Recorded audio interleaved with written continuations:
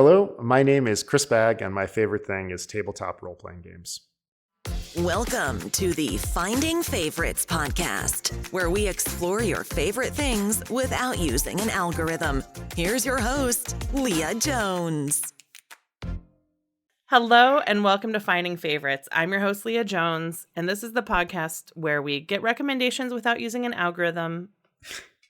I did it backwards. Hello, and welcome to Finding Favorites. I'm your host, Leah Jones. This is the podcast where we learn about people's favorite things and get recommendations without using an algorithm. I am here today with the other half of the Upper Middle Brow podcast, Chris Bagg.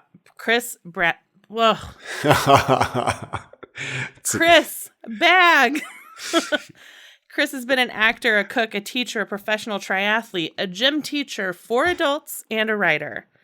If he's not reading a book, writing, or teaching other adults how to be better endurance athletes, you can find him riding a bike, cross-country skiing, cooking, or playing some kind of game. He has learned at this point in life that he is not a jock, that he is a jock nerd, and there is nothing wrong with that. Chris, how are you? I'm good. It's nice to be living the jock nerd life today. I went for a ski this morning, and now I'm going to talk to you about Dungeons and Dragons. Perfect. Great, because I this morning got off of a flight I took a red eye home from LA, which was a huge mistake. Occasionally you book a red eye and you think it's such a great way to use your time, but it's fine. It's a great way to use your time. It's a horrible thing to do to your body. Yeah, it always seems like a good idea on the front end, and then all it ends up doing is destroying 2 days. Yeah. Yeah. But because I got home at 5 this morning, I was able to see a matinee of Dungeons and Dragons, the new movie. Oh my God, I'm so jealous. Yeah. So you haven't seen it yet? I have not seen it. I got a picture from my sister and my nephew. I play a remote game with my niece and my nephew, which is one of the abiding joys of my life. Yeah. So I got a sort of smug picture from my nephew. That was essentially the message of which was like, I'm seeing this and I'm pretty sure you haven't yet. He's like, what are you doing? Skiing? But did you go and see it out of your own interest, or was that preparation for this podcast? I have a friend I see a lot of movies with, and a few months ago we saw Wakanda Forever in 4DX, which is where the chair moves. The fourth dimension, the chair is moving. I love that they're like, we're going to get rid of the normal fourth dimension, which is just time. Yes. We're going to ignore that is a thing and be like, you know what? Time doesn't exist when you come and do 4DX. It's the chair that moves. So we have been looking for another movie to see in 4DX that wouldn't be... Wakanda Forever was maybe too emotional to see in essentially a 2-hour roller coaster. So we've been looking for kind of an action, fun comic book movie that would have a different emotional stake, so we wouldn't feel like assholes if we were laughing because the chair was making us laugh. Got it. Yes, I could see that. And especially with Wakanda Forever and, the emotional history of the actors as well. I imagine that was a jarring experience, literally and figuratively, I guess. Yeah. Wasn't a great movie we had never done a 4DX movie before. Mm-hmm. So we didn't know that our reaction would be laughing. And the first time you feel like your chair move is they're in. Did you see Wakanda Forever? I have not, okay. But I know, yeah. But Chadwick has passed away, and they don't pretend he hasn't in the movie. So it's an opening scene in the lab, and they're talking about his sudden. He has just passed away, and his sister is trying to make a cure. But as she walks across the lab, your chair's like, boom, boom, boom, boom, boom. And we start giggling, and it's not appropriate. Yep. Yeah, that would be... Well, I mean, it's I don't know. It's like you're going to see... It's like trying to watch a serious movie when you're in a motel with a Magic Fingers bed. Yeah. Yeah, it's a little exactly. We have just been watching a little bit more carefully what comes, because it's just one theater in all of Chicago that does it. Mm-hmm. And it's not always a movie you want to see at all. And Dungeons and Dragons has been getting really good reviews. And so yeah. So I don't know. I see a few movies a month. Mm-hmm. So it had good reviews, and we could see it with the special chairs. Nice. Well, I've never heard of 4DX before this, so you've enlarged my world, which is awesome. That's great. If you enjoy roller coasters or haunted houses, and don't get motion sick on long car rides when you're the passenger, then it's great. And actually, it was better. There are a lot of scenes in this one where it's kind of got a floaty feeling to it, where the chair's kind of like floating as they come into a new like a new scene or new land. And there's just a lot of really nice like floaty scenes. So it's fun. Nice. Well, I will see if there's a 4DX experience in Portland. And I'm sure I have a Friday night gaming group that was off this past week. I'm guessing that we will all try to make an effort to go and see it together. But what did you think? Did it it sounds like you kind of liked it. Did it enlarge your sense of what Dungeons and Dragons is? It's an absolute blast. It is a very fun movie. You can tell the almost like the personality of the players at the table come through the characters. You can tell when, I know enough about Dungeons and Dragons to know that you have like dexterity and luck. You have like levels, and then you roll a die, and I know enough.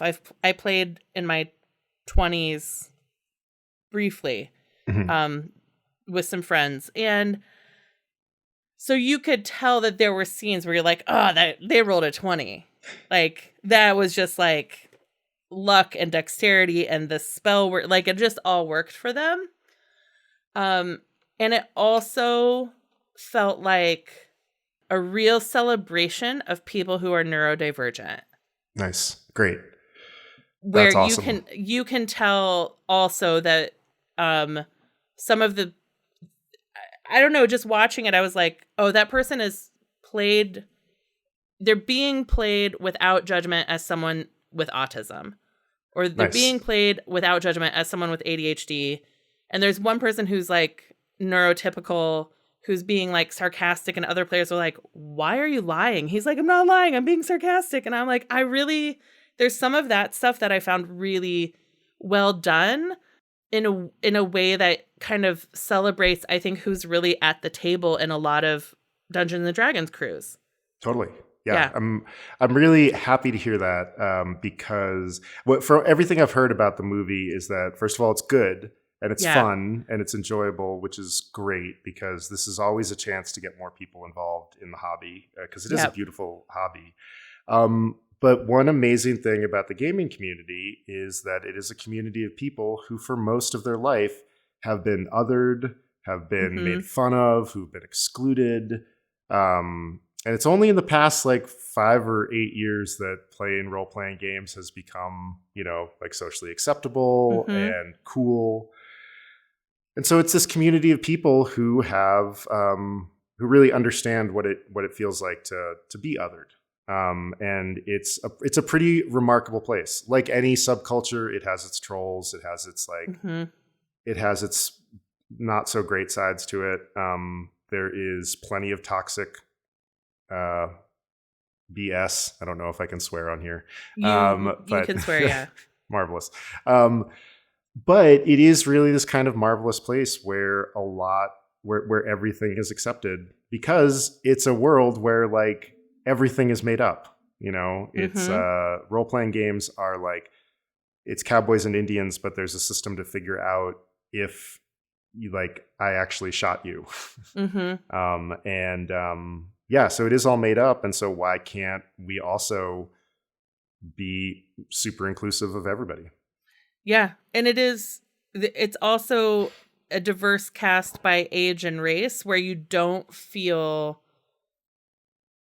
doesn't feel like people were tokenized in that. It just feels like a naturally diverse group of characters. Mm-hmm.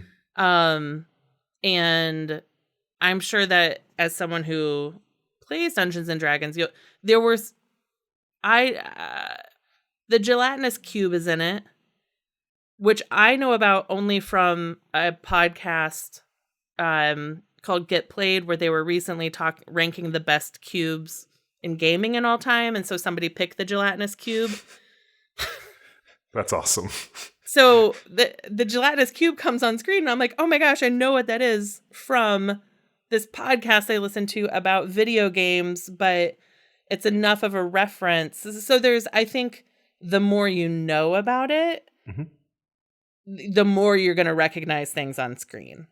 I hear there's a very funny moment with the Speak with Dead spell, where essentially the thing, and from what I've heard of that scene, that's exactly what happens every time somebody casts the Speak with Dead spell. Mm-hmm. First, there's this way too long discussion about what you're going to ask the dead person. Uh-huh.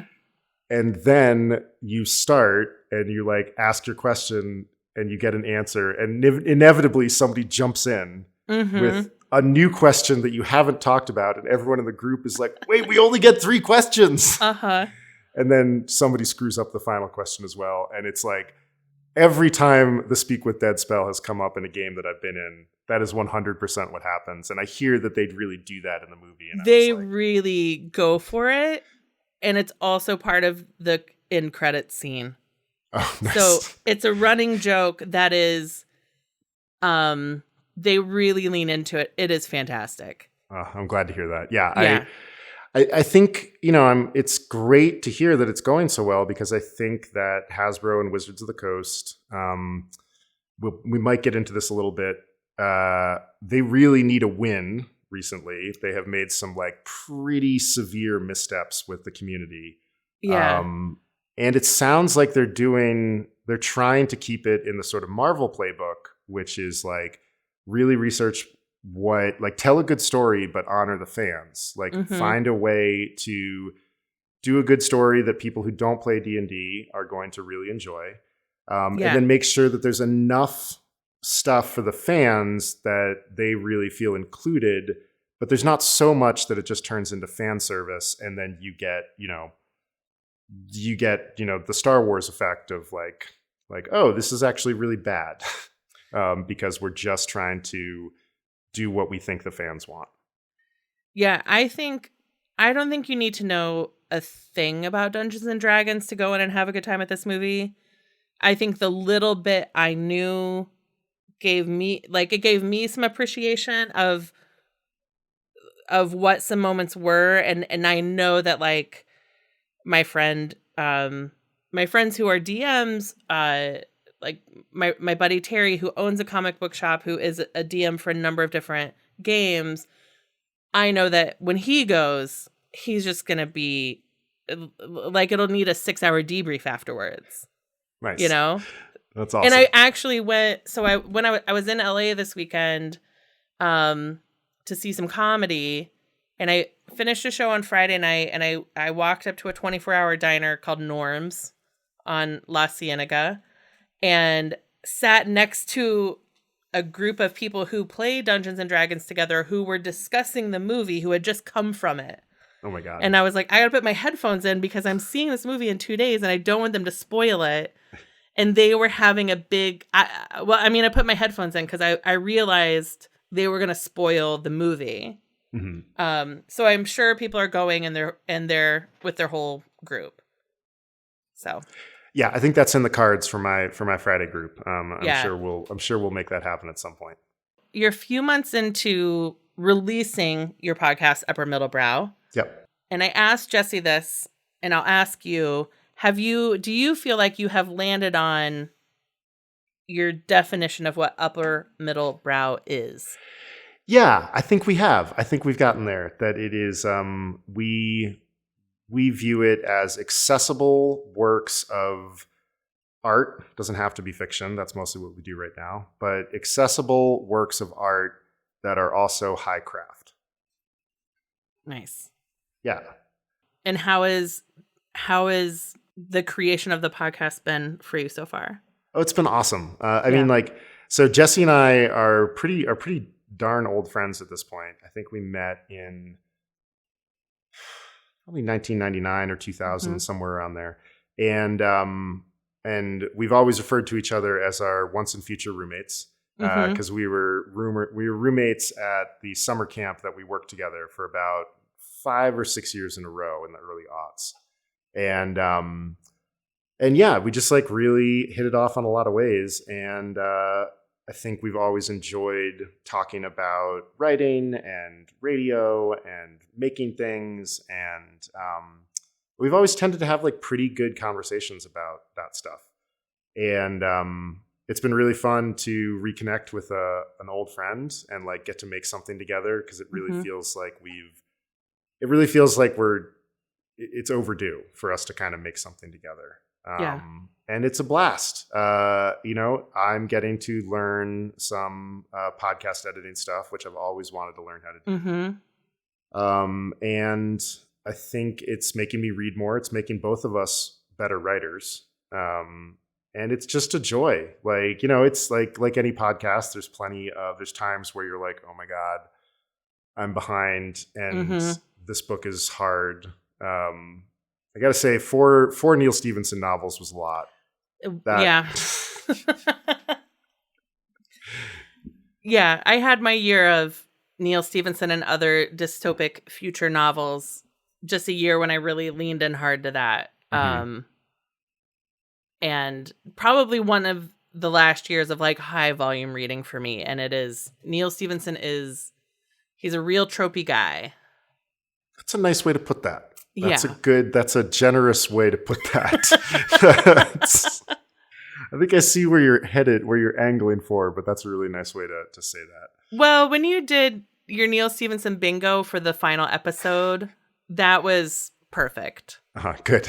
Yeah. We had to do some editing on that because when I put the bingo card together the first time, it was like there was like 14 critical things and like 2 positive things. I think like dense and beautiful prose was one of the positives. Yeah. And I can't remember what the other one is, but I just got, he's quite a mind, like what an imaginative thinker. Yeah. His world building is tremendous. Yeah. 100%.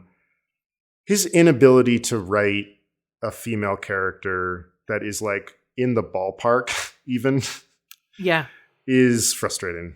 And it took me out of the books a lot. Like, I think I'm at an age and stage in my life where I'm seeing that more rather than when I read those books first, when I was either in high school or my 20s. Yeah. And it's just, it's tiresome. I had a lot of moments reading them where I was like, really, this is when you're going to stop and have sex? Like, and like you're running away. Like this is now? Yeah. So I had a lot of those moments in almost every book. I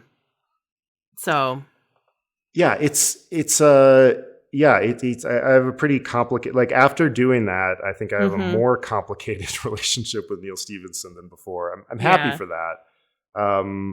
I'll probably read, like I'm interested, like, Termination Shock sounds interesting. I don't need to read the Baroque Cycle. No. Jesse's a big fan of like Seven Eves or Reamd.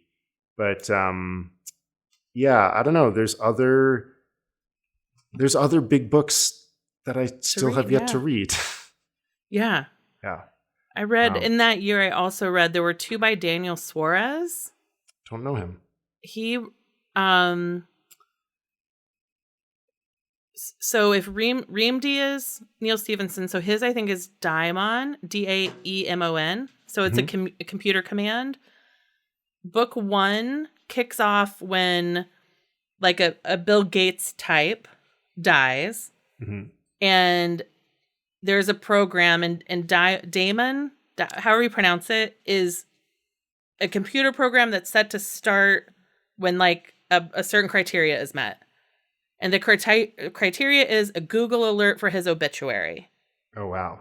And it sets off a technology apocalypse in book 1. But then book 2 is like an agricultural renaissance and utopia building after the apocalypse he starts with his death in book 1. Huh. And so you get to like seed saving and new agricultural communities. And I don't know, it was a really, so it was Daniel Suarez, and it was a really, it was kind of like a nice antidote after Stevenson. Bet. Yeah. Yeah.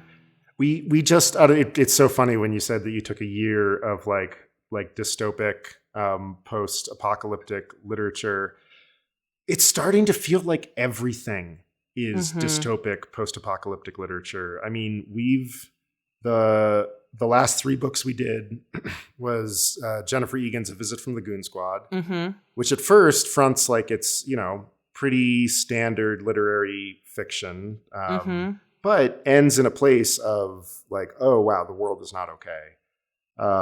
Jonathan Letham's The Arrest, which I think sounds a little bit like what you're describing, because there is some sort of apocalypse that then drives people back to the land. And it's this whole book set in that, like, yeah, how do we learn how to do all this stuff again? Yeah. And then Project Hail Mary, which is, yes, the world is ending, but really it's about friendship in space.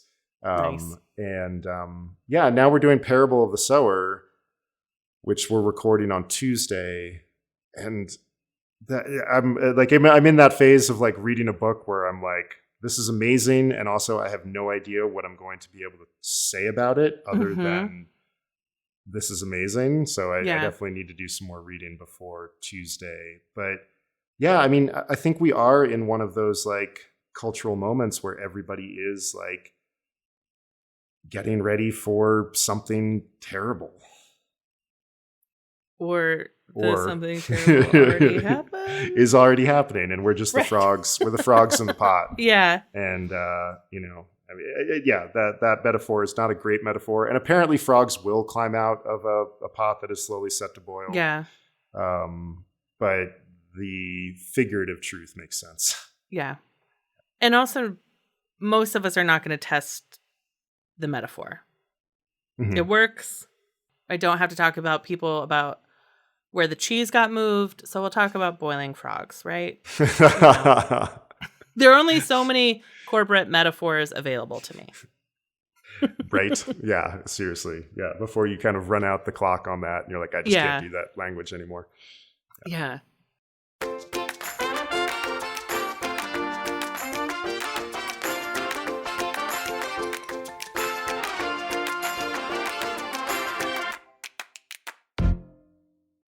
Well, Chris, let's get into a little bit more officially talking about Dungeons and Dragons. I mean, D&D is the way in for everybody. Yeah. But there has been, and I sort of alluded to this recently, earlier, there's been a real movement for people to be like, maybe we shouldn't just refer to the Kleenex as Kleenex and like be like, we like tissues. Like tissues are good. And so, it doesn't have to just be Dungeons and Dragons, even though that is going to be most people's first experience with playing tabletop role-playing games. Yeah. Well, I always like to time travel. So what is your introduction either to Dungeons and Dragons or tabletop role-playing games? In like, was it you saw the D&D cartoon and then tried the game? Was it you like Satanic Panic? You're like, let me get in on that. Like, where does this start for you? Yeah, around Satanic Panic for sure. So late 80s, early 90s. I remember playing the Red Box, which was first edition Dungeons and Dragons. There are 5 editions now, and we're sort of on the cusp of a 6th edition. But a lot of I'm old enough to be in a group that played the first edition of the game. There's an older introductory version that came in, it's referred to as the White Box, which is sort of like, ooh, like that's like really back there in the past. Yeah. like you're going to find the same people that make allusions to like, Tom Baker was the best doctor. And you're like, oh yeah, okay. Yeah, I know what era you're from. But I have the cool thing about the Red Box was, and this is something that it just blows my mind that Wizards of the Coast is the company that owns D&D, doesn't do more of. The Red Box allowed you to play the game in a solo format. It had a kind, which is brilliant because, like, first of all, I was probably like 8, 7. I remember playing it in the first house that I can remember, which would have to have been before I was 9. And there was just this really cool mechanic where it kind of asked you some questions, and you would like fill out little lines in a book with a pencil because like and it said like, use a pencil, you might want to do this again. And you kind of landed on a character. And then it had this really nifty, again, very cool mechanic where like, as you explored this particular dungeon, you would kind of uncover little map icons inside the book. It was really well done. And I just remember being like, this is amazing. This is a choose your own adventure book where I'm also getting to like decide to do things. Yeah. And I loved it. And then like a lot of under 10 players, most of my experience with D&D for the next like, I don't know, 10 years or so was mostly just creating characters. Like I would get together with my friend Garrett Rooney and we would talk about D&D and we would make characters, and every now and then we would try to play, but it's hard to play with just 2 people. But we would sort of make it work, and we spent a lot of imaginative time like making characters, making worlds, listening to so much Nine Inch Nails. There's a lot of that in that particular era. And yeah, that's how I got into it. I played a little bit through like a lot of people who learn how to play when they're under 10. By the time you hit your teenage years in the 90s, you're beginning to discover like, oh wait, I need to be quiet about this habit. Right. I can't really promote this to too many people. Played some in high school. Tried to like rope a few friends into playing D&D and was like mostly successful with that. And then, kind of took a 20-year hiatus pretty much. Kind of moved away from gaming as I went to college and post-college. And it was right around like not long after November 2016 that I was like, I need a different planet for a bit. Yeah. And I'd been curious to get back into it for a little bit. I had a few friends had recommended some role-playing game podcasts that I was like, oh wow, that's cool. I really do remember loving this. Yeah. And got back into it pretty full force. Like started running games again, started finding places to play, started branching out into some other games. Published a few D&D adventures on. Like, you can do a lot of self-publishing in the D&D world, or in the role-playing game world. So did some of that, and at this particular time, I play in a Friday game. I have a non-D&D game that happens on Wednesday nights that is really fun, and then just a few other games that sort of bubble up here and there. And when you got back into it in 2016. Did you go back to the Red Box, or did you go to the 5th edition? Like, how did you pick back up? Yeah, I think my story is going to be probably pretty typical for people of this era. First I just went and was like, okay, what edition are we on? Because the last time I had played D&D before that was just a few games in the early aughts with Jesse's friend, Justin. Okay. Another summer camp roommate and very old friend. He and I ran a few games for him and his fiance at the time. And that was, believe it or not, edition 3.5. Okay. Yeah. Wizards of the Coast sometimes messes up its edition releases in such a way that they have to be like, hey, everybody, we messed up.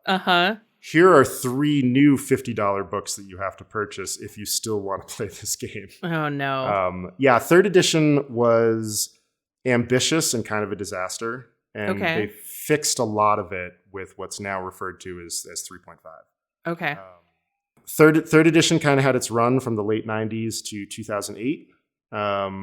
Usually the reason a new edition gets published is the publishing company sees its sales numbers flagging and is like, all right, let's like re-release the game. Yeah. And that had happened by the end of 3.5. The other thing that happens with role-playing games is as the life cycle of an edition, in order to keep people interested, you have to release new material. As you release new material, the characters get more and more powerful. And eventually the game is just completely broken. Yeah. Like sort of no matter what you do, it's usually called power creep, but it can also be referred to as power bloat. Well, it's like how Superman has no natural predator, right? Right. That you end up with characters that can just do anything to anyone, and then there's no skill or chance left, right? Totally. Yeah, there's no way to challenge the players. And that's one of the big sort of hot button issues in the game right now is like, is threatening character death like a good thing to do? You know, and there's definitely 2 camps in this regard. But yeah, so third edition ran to 2008. Fourth edition was sort of the shortest lived one that came out in late 2008, early 2009. It's one of those games that is deeply beloved by a small portion of D&D players, and was kind of hated by a lot of everybody else. You couldn't play it without a map. Like it was very much a miniatures combat game. Oh, okay. And with very little narrative in between. And it was mechanically really crunchy. Some players that love that were like, this is great. This is all I want to play. But everybody else was pretty quickly like, this is really hard to do. Yeah.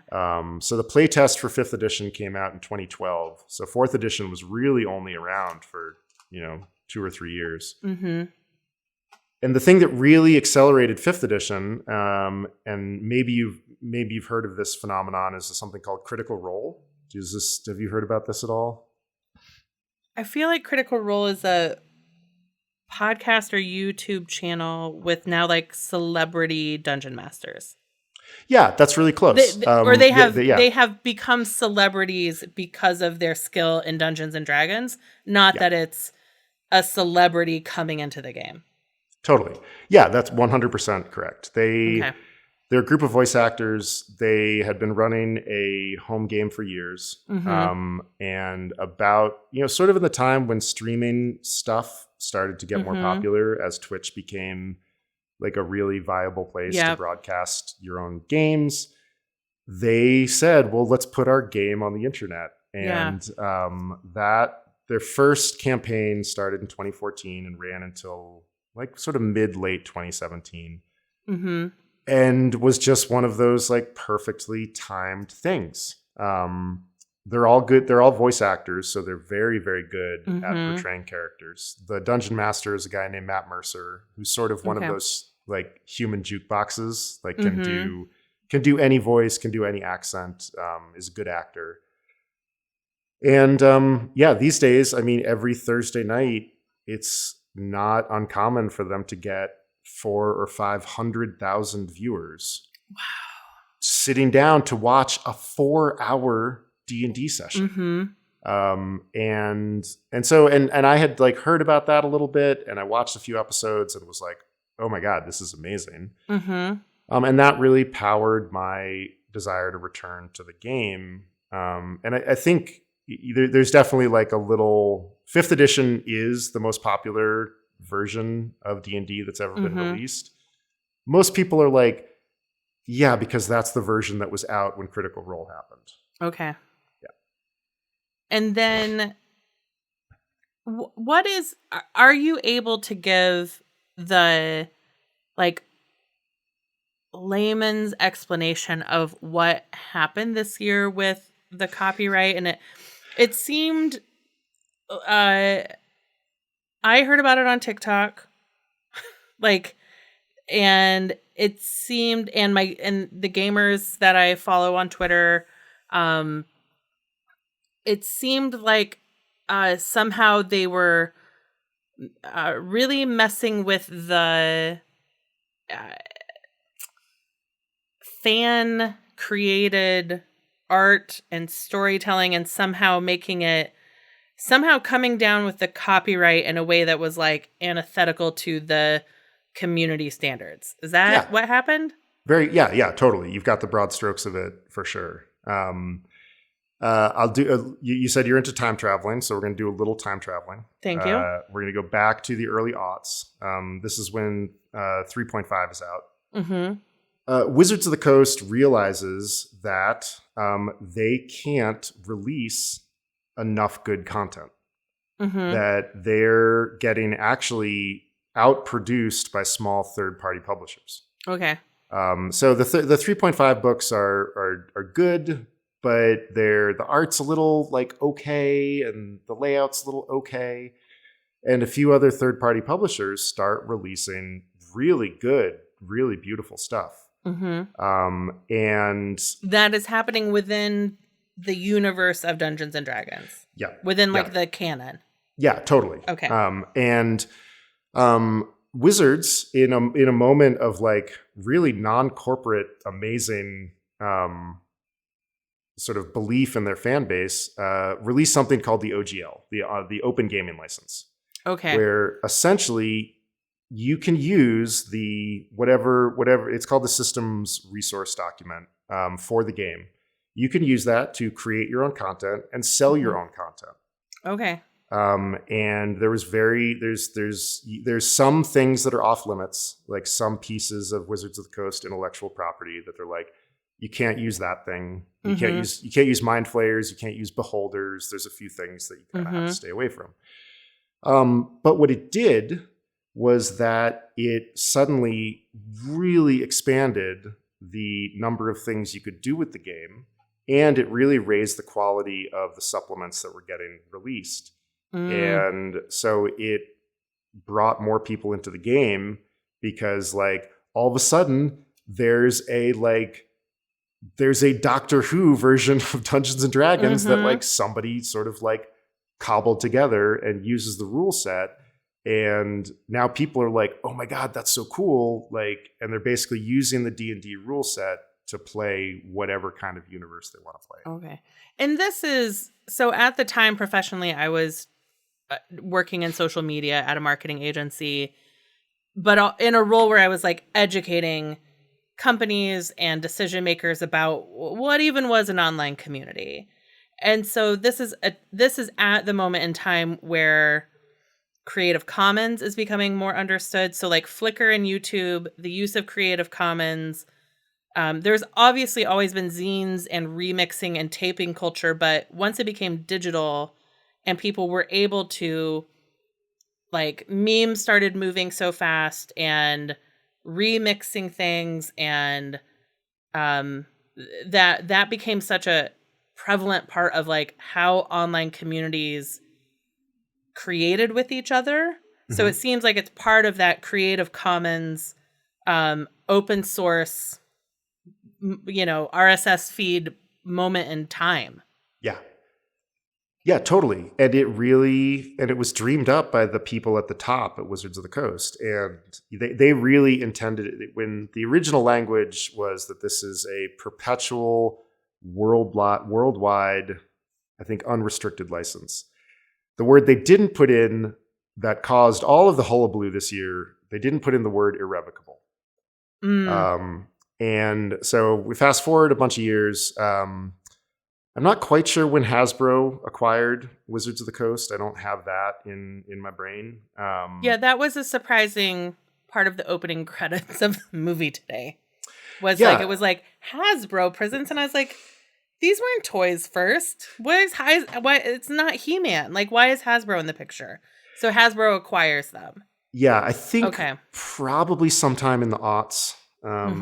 But Dungeons and Dragons has been killing it for Hasbro recently. I think Wizards of the Coast is responsible for something like 20 to 25% of Hasbro's revenue, but in some figuring, almost as much as 70% of their profit. Yeah, so Wizards is essentially is Hasbro's kind of golden goose at the moment, and has like quarter after quarter of growth and stuff like that. Like a lot of corporate stuff, Hasbro's been going through some leadership changes, and a lot of people who I think probably don't understand the game. We saw a lot of rumblings about this last year. Some of the higher ups at Hasbro saying things like, the Dungeons and Dragons brand is under-monetized. And you're like, oh, that's the bad I phrase. got some Boston Consultant alumni in there. Yeah, of course. Not to pick on one place over another, but some private equity, BCG people. Absolutely. Sounds like, yeah. Yeah. And essentially what they tried to do was they tried to revoke the OGL. Basically just like take it away. They're like, we're going to have this other thing in place. It's going to be great. If you make more than $750,000, you have to give us a quarter of your profit, which is like business ending for anybody. Like 25% of your profit margin is absurd. And it's a bummer because there's a small handful of companies that probably make over that. And then the rest of us are, people like me who publish, a few D&D adventures and make $100 off of it over the course of whatever. There's a lot of really restrictive language on it. You were going to, everything that you published, Wizards got they received a license from you. So they had the license to your intellectual property forever. Cool. Yeah, I know, right? And in a moment of kind of community amazingness, like the D&D community was like, absolutely not. Yeah. There was a big movement to cancel your D&D Beyond subscription, which is D&D Beyond is basically the online portal for Wizards of the Coast. And they got 50,000 people to... Yeah, go ahead. Sorry. With that's where your character sheets and maps and things like that kind of live instead of in a folder on your desk. And all of your digital book content, because when you can purchase a digital book at D&D Beyond for, $30 instead of $50, but most people will buy the physical book as well. So every time there's a book purchase, you're looking at like an $80 purchase. Yeah. And really you don't own anything that is hosted through a subscription site. And so there's no reason that it couldn't go away. But yeah, about 50,000 people canceled their subscriptions. And that was in the course of like a week or a couple of days, it seemed. Yeah. Yeah. Yeah. And Wizards and Hasbro didn't handle it very well. They like a series of real PR missteps. But then eventually they backed off completely, and they turned 5th edition into a Creative Commons 4.0 license, which is basically now it's the world's. Like the 5th edition rule set, they can't ever take that back because it's in the Creative Commons now. Everybody can use it. My cynical take is that we are getting another edition of D&D late next year. And it's going to be locked down. Yeah. I bet it's going to be, they keep saying that it's going to be backwards compatible. It's not. Everything they've shown us so far is that it's not going to be backwards compatible. This happened with 4th edition. Wizards tried to do this with 4th edition. It was a disaster. Nobody published under the GSL, which was called the Game Systems License. And 4th edition kind of tanked. So the nice thing is that with 5th edition in the Creative Commons, there are now 3 or 4 other versions of 5th edition D&D that other people have like tweaked or modified. made a better version of the game. Mm-hmm. And we have those forever now. So, the next time I run a D&D campaign, I'll probably be using, there's a version called Level Up 5e. So I'll probably use that. Yeah, but it's been a bumpy year for in the D&D world. Yeah. Thank you. That helps. I follow just enough people that I could kind of piece together what was happening. Mm-hmm. But couldn't quite wrap my head around it. And even when I read articles, I was like, I still don't fully understand how this all works, but that is really helpful. There's a really good journalist who broke almost all of the stuff named Linda Mm-hmm. Kodiga. Mm-hmm. And if you just searched for her or put it in the show notes, she was really the one who was like at the forefront of all of this in January and February, and did some amazing work to get the story out there and to get it noticed.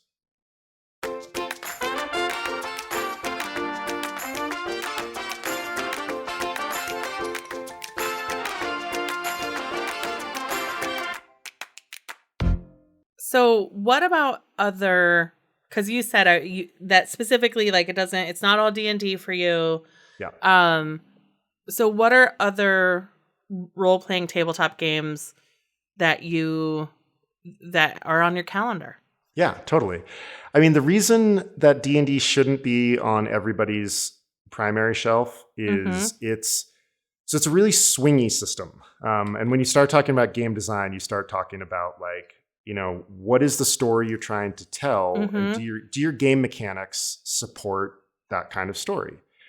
The way that D&D works is you roll a 20-sided die, you add some kind of modifier, and the dungeon master has set some sort of target.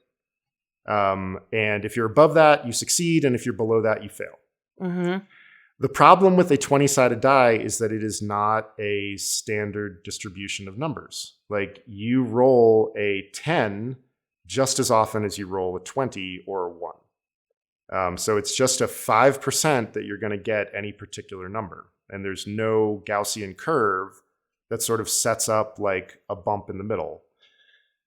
And so you have all sorts of hilarious... Would there be with other die? You can do it with dice combinations. And that's what a lot of other games have gone to, that instead of rolling a single die, you'll roll combinations of dice, which then do start setting up a distribution curve where you've got the middle numbers you see more of. So if it's say it's a game where your resolution mechanic is 2 6-sided dice.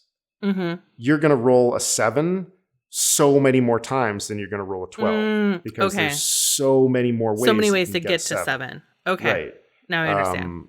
And that's why craps works. Like, that's why like dice games that rely on rolling 7s are popular games, because that's the number you're going to hit more often. So the problem with D&D is, and this is never going to change because it's been around for 50 years and this is what they're doing. You have stupid outcomes like the barbarian with the 20 strength, like just rolls a 2 and can't knock down the door. And the wizard is like, let me give it a shot, and rolls a 20 and is like looks at the DM and is like, please describe how awesome my door breaking is. And you just end up in this like, that's like, it's unsatisfying from a narrative point of view. And so and a lot of D&D's mechanics are like that. Like this sort of binary, if like you do it or you don't, it's not good storytelling. I mean, like that, if that's how we experienced movies, the protagonist is like facing an obstacle and it's either a yes, no, that's not exciting.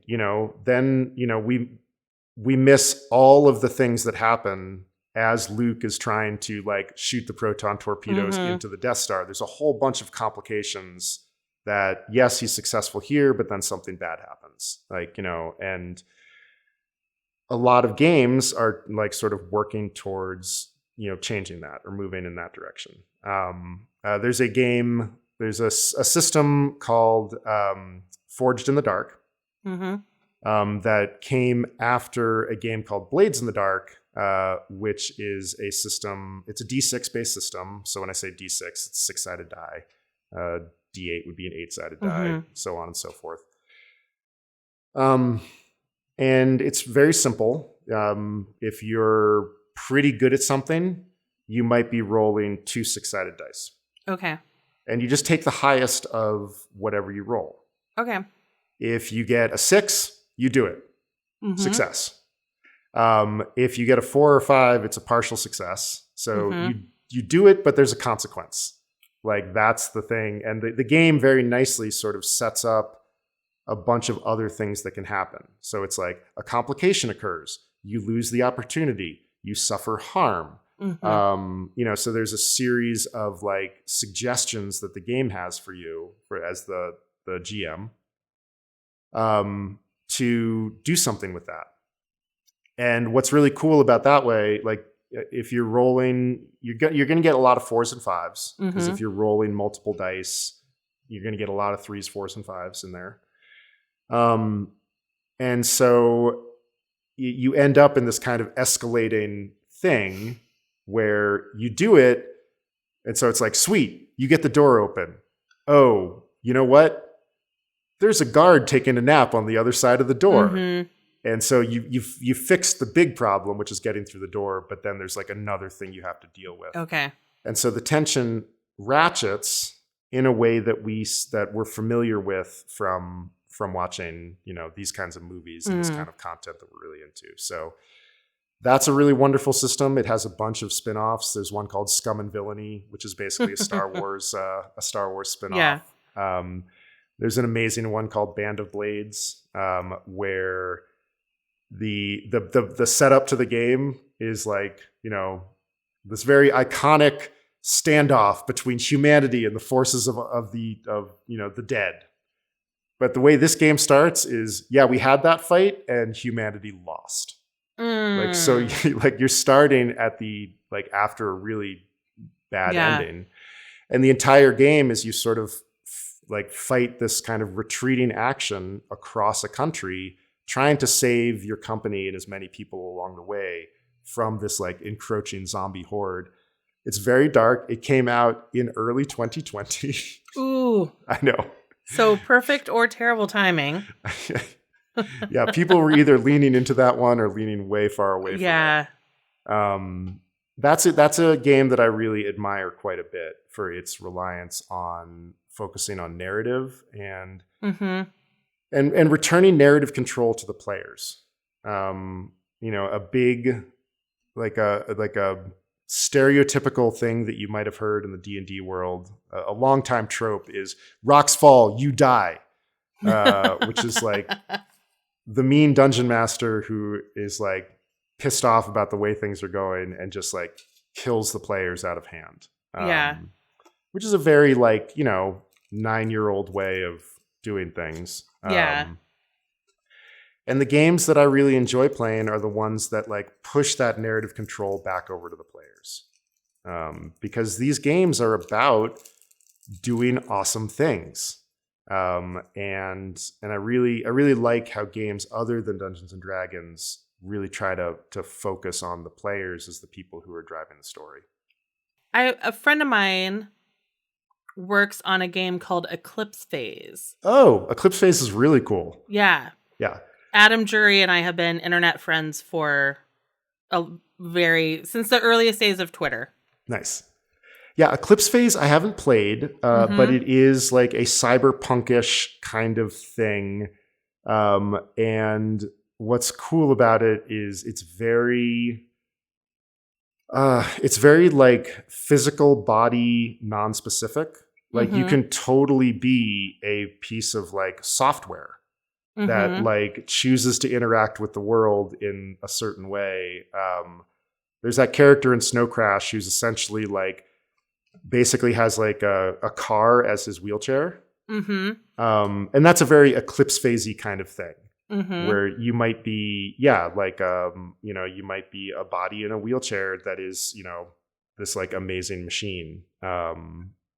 Eclipse Phase is really cool. It is crunchy. It's a crunchy game. Mm-hmm. When I say crunchy, it usually means sort of heavy on mechanics, but it also does a really nice job of being a good storytelling game as well. Yeah.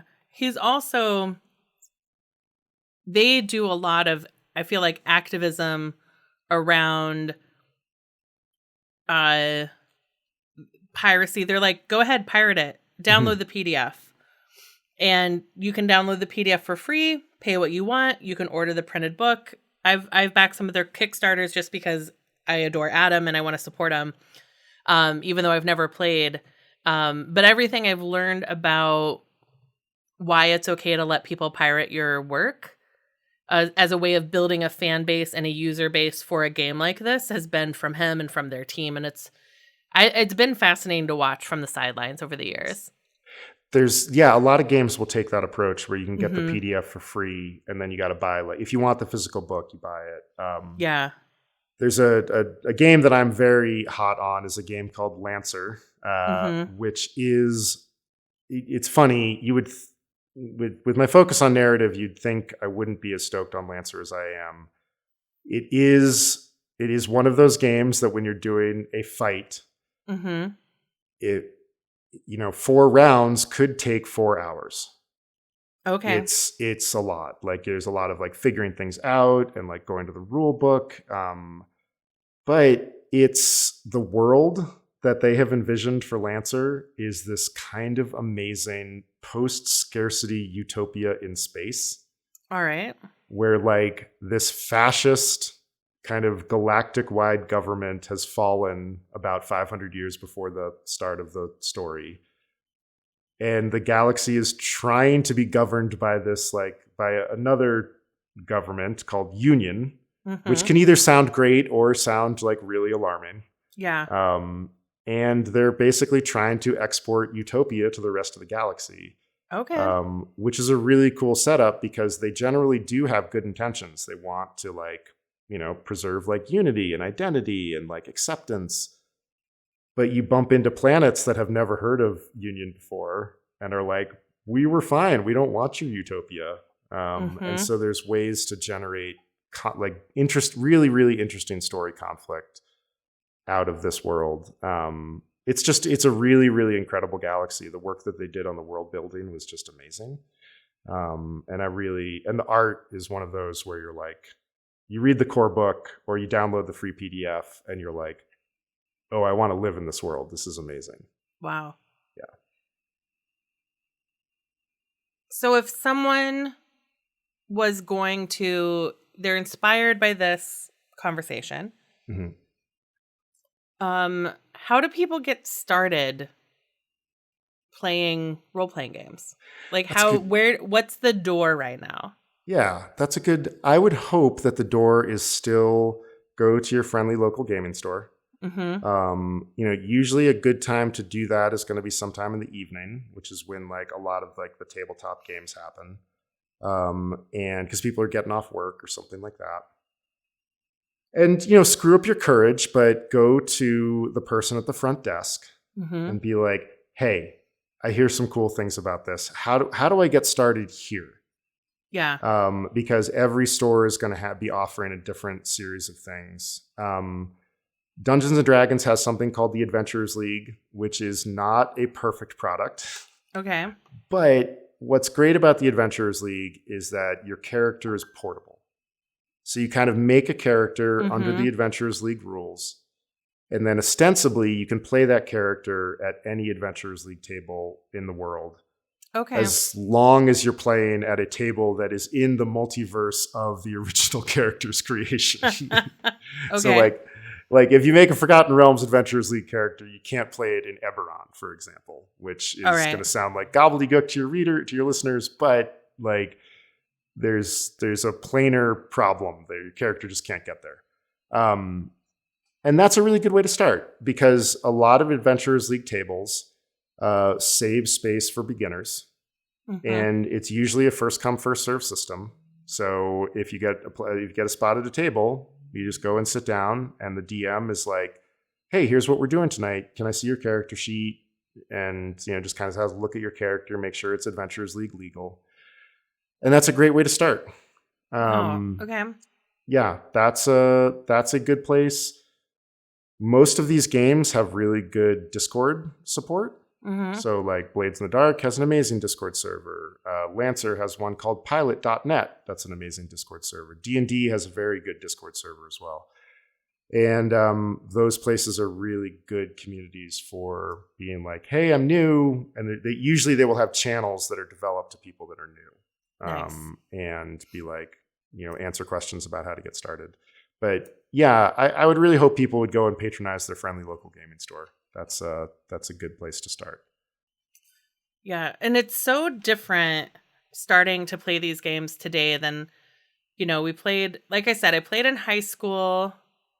Briefly, we played Paranoia, I think was the game. It's a great game. Yeah. It's a great game. So very dark. Very dark. I don't think we played longer than 2 nights. Like I don't think we finished a campaign, or I realized I didn't want to hang out with that part of the marching band. I don't remember why I stopped playing Paranoia, but it was very dark. It's a dark game. It's a very funny game, but it's a very dark game. Yeah.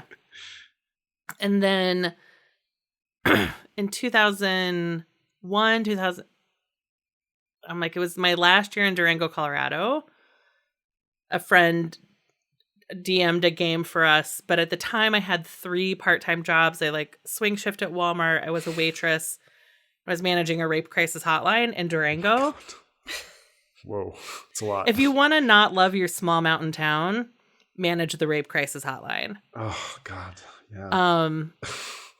So my friend Emrys would come over, and there were 5 of us playing, and I was so exhausted. And he would start telling the story, and I would just fall asleep every time. He was such a good storyteller, and he painted such a vivid picture. And I saw all of it asleep on my couch, and then sometimes they'd nudge me awake to roll for something.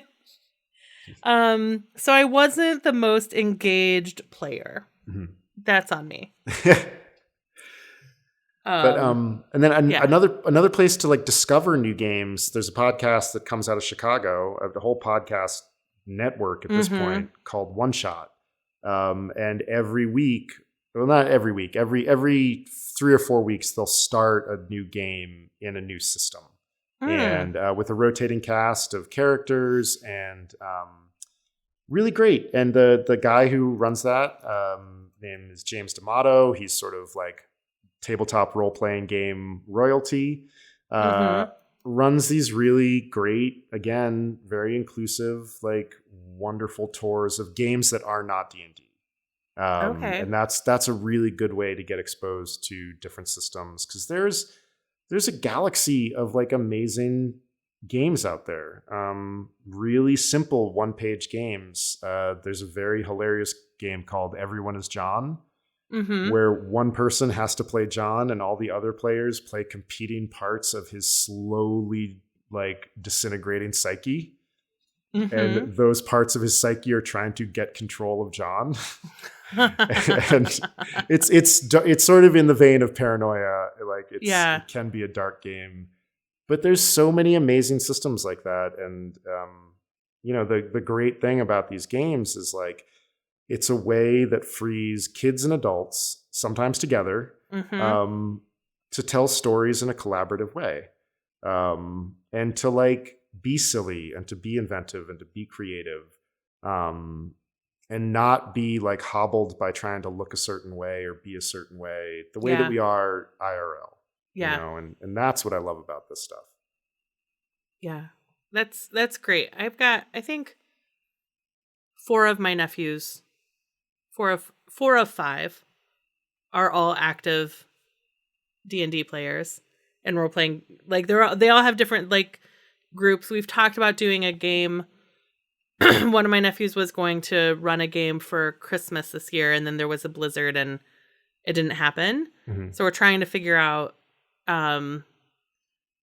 it's kind of a hard one across 4 time zones to figure out, can we do a Zoom one where all of the grown-ups are new to it and all of the nibblings are not. They're the, Kids, So I kids develop system mastery in a way that adults do not. yeah. Yeah. Yeah.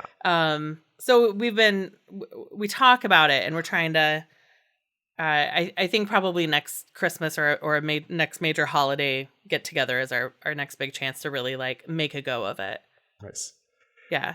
Yeah, I play a somewhat regular game with my niece and my nephew, and it, Mm-hmm. like I said, it's just one of the joys of my life. Is like Yeah. we play via Zoom, but it's only 2 time zones that we have to coordinate. Yeah. Not 4.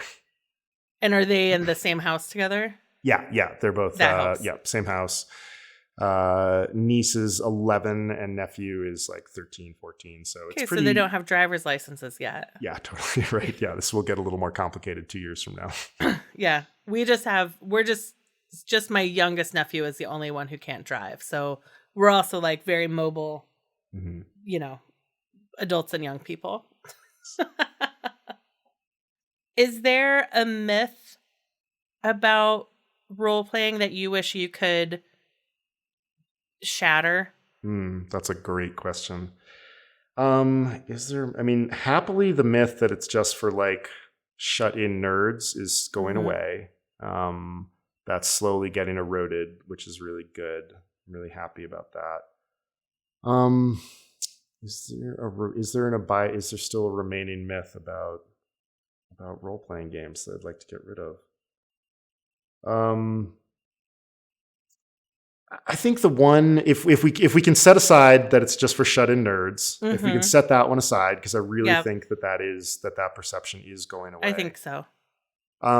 I think the one that I would really like to change is inside the role-playing game, the sort of community, that there's a right or a wrong way to do this stuff. Mm-hmm. You bump into people in the community that will really get bent out of shape if something is being done in a way that they're not used to.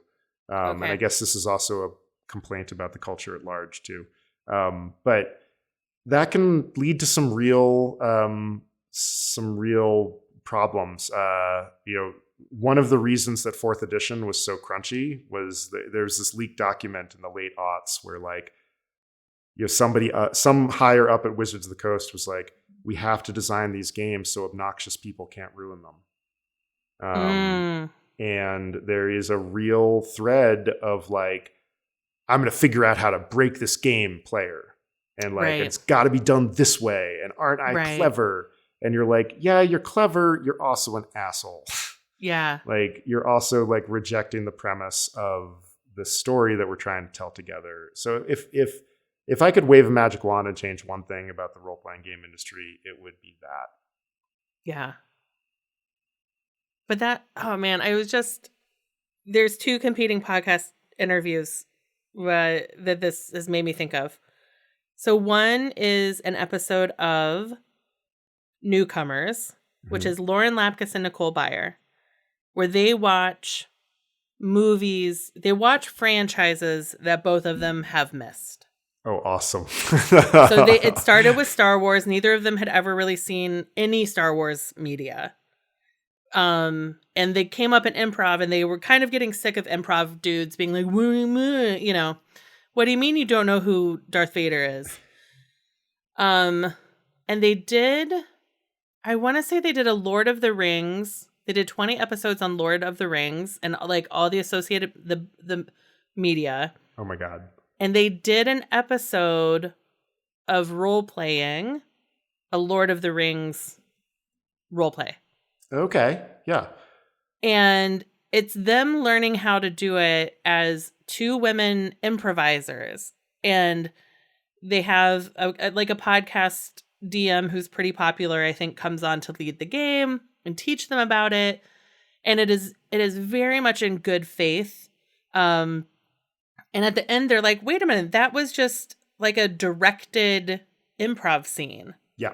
Like, you gave us the parameters, and then we got to talk to each other and get in character, and then we'd pause and roll a dice, and then we'd be in character again.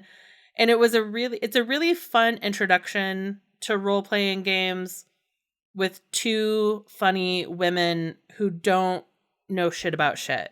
Oh, I got to go listen to that. That sounds It's amazing. a great episode. Okay.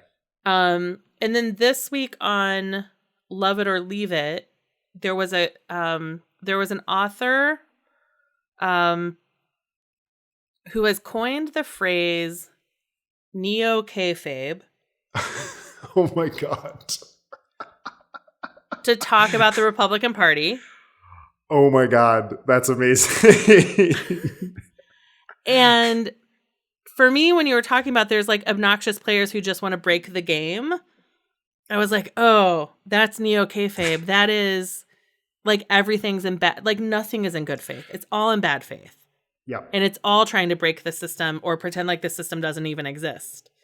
The mindset that I see behind it most of the time is a desire to be better than, Mm-hmm. you know, and, you know, like I'm going to do this in such a way that like I win and I'm always like, great, you won, but now the game is over. Like, right. This thing that we were trying to create as a group is screwed. Yeah. And you can really see that as a central plank of the Republican Party. Mm-hmm.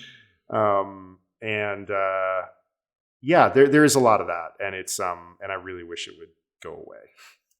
Yeah. You know? I'm going to look up the name of the author real quick. Josie Reisman. And the book is Ringmaster, Vince McMahon and the Unmaking of America. Yeah. That sounds very apt. Yeah.